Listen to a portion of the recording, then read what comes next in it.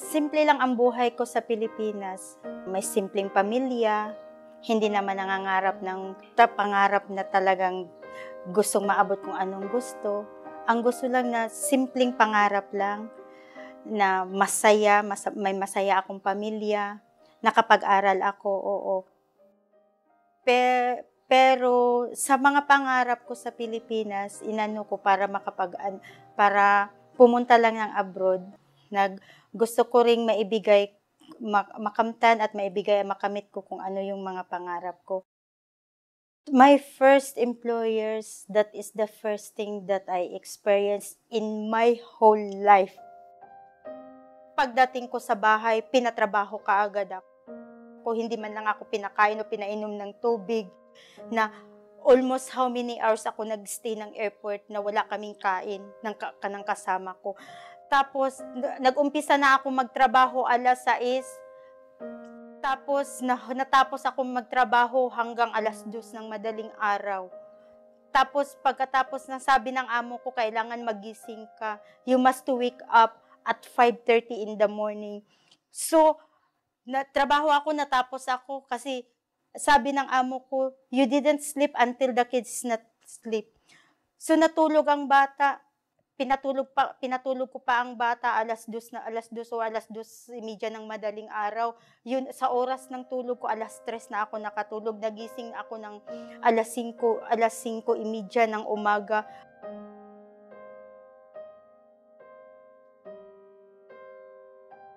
On the first day, I stay with my employer.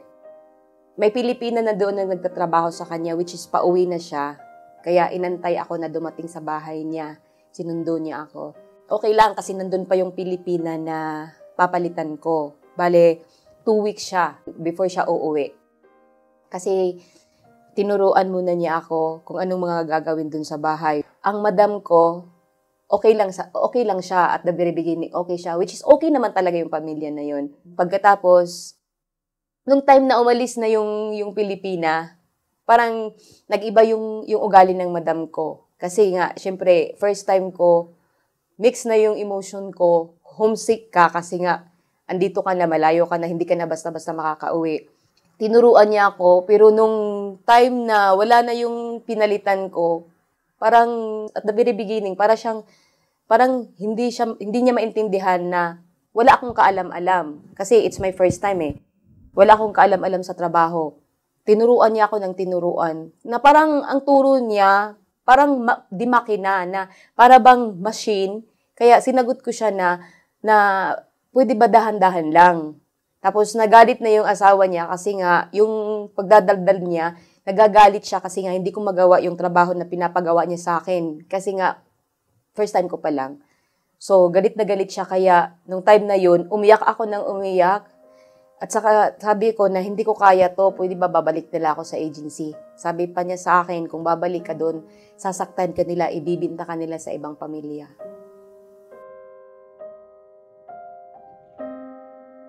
Sa problema kasi po, laging may magkakasama yan. May mga faktor na dapat nating intindihin. Bakit naging problema? Katulad po ngayon, hindi ibig sabihin po na kapag nag-run away siya, dahil masamang-masama yung amo niya. Hindi po. Mayroong dalawang bagay. Example lang po, maging straight lang po ako. Sa part ng mga employer, hindi po ibig sabihin na nag-run away ay mayroon silang bad employee. Hindi po. Mayroong part po sila. Bakit? Naganon. Kung halimbawa po, kung nag-run away siya, hindi po ibig sabihin na lahat ay masasama ang amo. Bakit nagkakaroon ng problema na ganito? On the side po, minsan, side ng employer, lack of yung awareness, yung pagiging human, yung pagtrato ng makatao sa kapwa. Ang hindi ko lang talaga lubos maisip, ang amo ko is biology teacher. Pero hindi niya alam kung ano ang pangangailangan ng katawan natin. Alam niya na kailangan ng energy ang katawan natin. Pero hindi ko lang talaga siya lubos maisip na bakit siya ganun na halos hindi niya ako pakainin. Na buong mag-araw akong nagtatrabaho, ni isang perasong tinapay lang ang ibibigay niya sa akin. Paggising ko ng alas 5:30, umpisa na kaagad yan ng trabaho hanggang manghapon, hindi ka papakainin. Tapos aalis ang amo mo alas 7 or alas 7:30 papunta ng trabaho. Ilalak pa kayo sa bahay. Hindi ka pwedeng pumunta sa pintuan, hindi ka pwedeng pumunta sa teres or tumayo man sa tabi ng pintuan na kahit lang man lumanghap ka ng hangin na sa buong maghapon mo, sa buong araw mong magtatrabaho, tapos hindi ka papakainin ng sakto. Bigyan ka lang ng isang tinapay, tapos tubig lang. Pagkatapos mo, yun lang ang kakainin mo. Tapos pagbalik niya, titingnan pa niya ang tinapay kung nakukunan ba o kinuhanan ko na uli ba.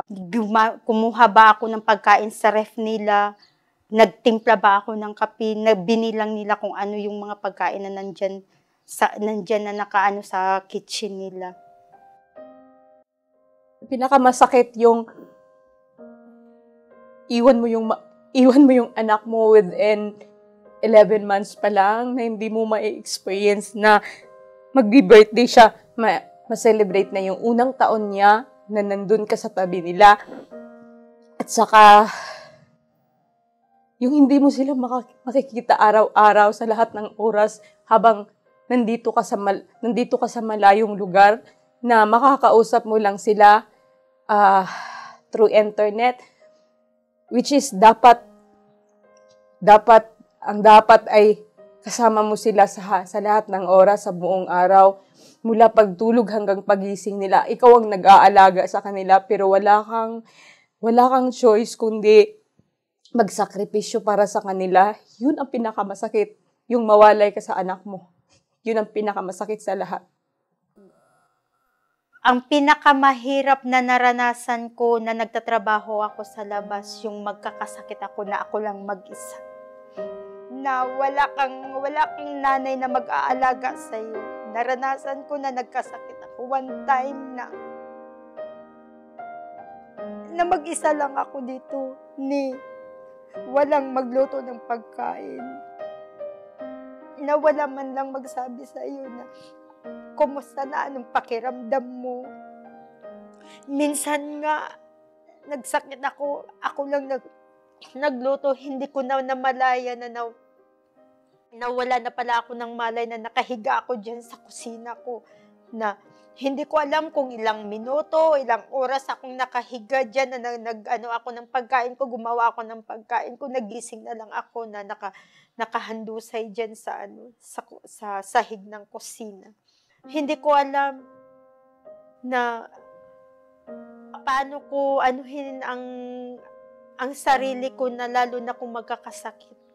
Na wala kang pamilya, walang kapatid na nag-aalaga sa'yo, walang nangungumusta sa'yo kung buhay ka pa ba, or kumusta ang pakiramdam mo, kung okay ka ba o hindi pa, or anong kailangan ko. Para hindi mo lang maiisip at hindi ka lang masyadong ma-stress, ina-attach mo yung sarili mo, just like kagaya ngayon, yung Filipino community, may mga activities sila, which is nakakatulong ang community na to kahit papano to relieve your stress. Para lang hindi mo masyadong isipin ang problema mo. Sasali ka sa organisasyon, sasali ka sa mga activities, kahit alam mo na 50-50 yung sitwasyon. Kahit alam mo na hindi 100% na safe ka, pero pinipilit mo lang na i-commit yung sarili mo sa activities na to, para lang na kahit papano may makikilala ka at saka may makakaalam sa'yo na kahit ganyan ang sitwasyon mo, maintindihan ka nila. Kaya through mga activities, sasalihan mo. Para lang hindi mo isipin mo na yung iba ding nasa community, may kagaya ka rin, may kapareha ka rin sitwasyon sa kanila na mga illegal din sila. Pero kaya nilang mag-stand, kaya nilang lumaban. which is kaya ko ring lumaban kahit pa na illegal ako. Kaya kong ipakita sa kanila na hindi ako pwede magiging weak para lang kasi kung iisipin mo na weak ka, walang mangyayari. Pagkatapos kong maranasan na nung nag-iisa lang ako na nakatira, na nagkasakit ako, na walang nag-aalaga, hanggang nakilala ko ngayon ang mga bago kong kaibigan, na yung bang naibsan yung boring na buhay mo dito, na may kasama ka na pagising mo sa umaga, nandyan sila nakangiti, na pag may problema ka, na maisabi mo sa kanila, na just like somebody who comfort you kung nasa depression ka, na pag nabuboring ka or namimiss mo yung pamilya mo or na-feel mo yung homesick, nandyan ang mga kaibigan mo na nagpapatawa sa'yo, nagbibiro sa'yo, na masaya kayong nagkwentuhan, na nagluluto ng pagkain, ng Pilipinong pagkain, na parang nabawasan na yung masakit na karanasan mong nangyayari sa buhay mo dito sa Jordan, na nang makakilala ka ng mga kaibigan mo, na yung mga kaibigan ring totoo sa'yo, na yung kaibigan din na kung ano ang turing mo sa kanila, yun din ang kung ang turing mo sa kanila more than a friend, just like a sister, na yun din, na ang turing mo sa kanila, na yun din ang turing nila sa iyo, na para ka ring kapatid sa kanila. Sa akin pong paglilingkod sa community dito sa Jordan, siguro nung una voluntaryo akong pumasok, na hindi ko naman ini-expect na pipiliin nila akong maging leader. Maging leader sa kanila. So ngayon po ang sasabihin ko lang na sa aming pagsama-sama, magsimula sa aking puso, babalik ko naman po. Hindi ako nagsisilbi dahil gusto kong makilala o maging ano man dyan. Hindi po, gusto kong makatulong sa kapwa. At inaanyayahan ko sila na makatulong sa kapwa.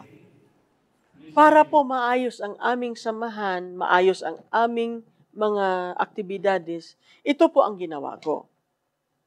Kaming lahat ay puro nagtatrabaho dito. Lahat ng Pilipino nandito ay nagtatrabaho nandito para magtatrabaho. Kaya bumuo po ako ng 4 na bagay na yun ang magiging gabay namin sa aming organisasyon. Una po, kakaroon kami ng livelihood. Pangalawa po, charity. Hindi po lahat ng nandito po sa bansang Jordan, saan kami naroon, ay hindi katulad namin. Hindi kami lahat pinalad ng employer, ng magandang employer. Hindi lahat nagkakaroon ng magandang trabaho. Hindi ibig sabihin na kami ay hindi nagkakasakit. Mayroon din kami mga kasama na dumanas ng mga kahirapan. So ngayon po, kami ini-encourage namin ang bawat isa. Ang aming samahan ay ini-encourage namin na dapat kaming tumulong. Dahil yun naman po bilang isang tao hindi tayo nabubuhay para sa sarili lamang. Pangatlo po, kami po ay bilang isang katulong na sa loob ng bahay. Limitasyon nandyan.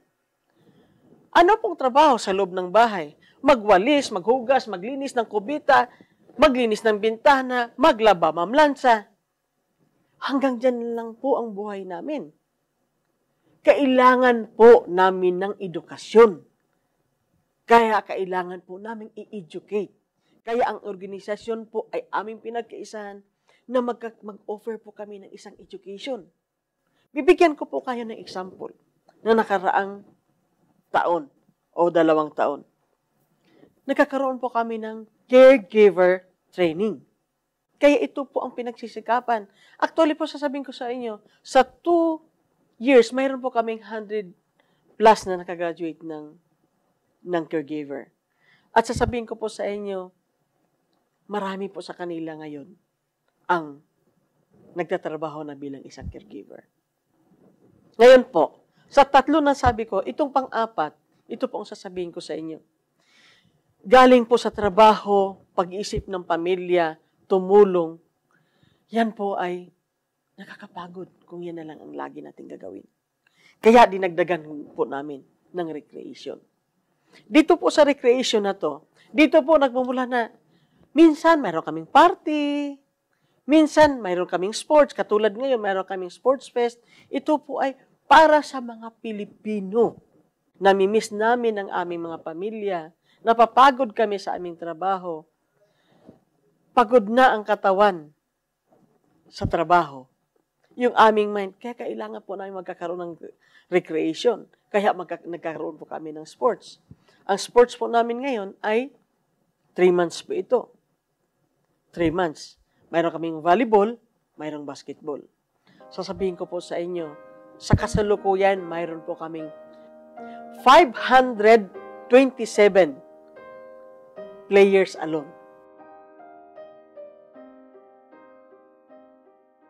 Kung hindi ka man lang sigurado, kung ang habol mo lang ay to have to experience to go to abroad, iwan mo yung pamilya mo at hindi mo alam kung anong mangyayari mo in the future kung nandito ka. Pero hindi madali eh. Kasi ang alam nila, nag-aakala ang Pilipinas na porkit nasa abroad ka, you have a lot of money, which is no. And hindi nila alam kung anong sitwasyon mo dito. Wala kang kain, wala kang tulog para magtrabaho ka to earn money. Hindi maganda ang buhay sa abroad. Kahit pasabihin mo na oo, malaki ang kita sa abroad, pero kailangan mong paghirapan eh. You have to work for it. It's not easy. It's not very easy. Huwag mong isakripisyo yung pamilya mo. Kung okay man ang sitwasyon mo sa pamilya mo sa Pilipinas, huwag ka nang mag-attempt na lumabas. Stay with your family and do your responsibility to your family. Kasi pira makikita yan eh. Ang importante is your family is whole.